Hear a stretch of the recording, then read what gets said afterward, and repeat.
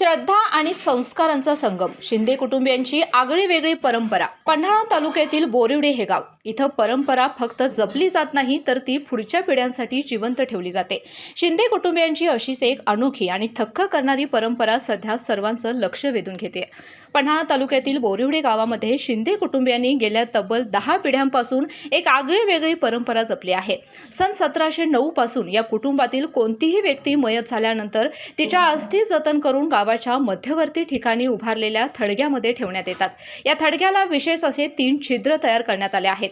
कुटुंबातील 3 मूळ पुरुषांच्या वंशावळीप्रमाणे या छिद्रांमध्ये अस्थी जतन करण्याची प्रथा आजही कायम आहे.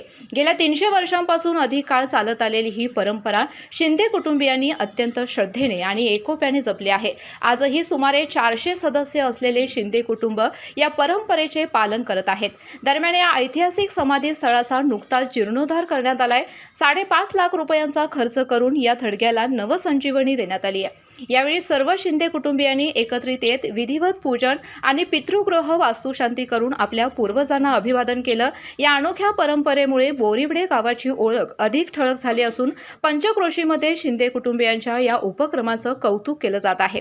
केके न्यूजसाठी बोरिवडेहून सनी काळे.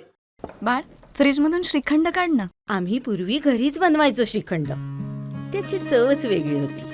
आता काय सगळं रेडीमेड. आजी, हे श्रीखंड खाऊन बघ. आज तुझ्या आईनं घरीच बनवलं की काय?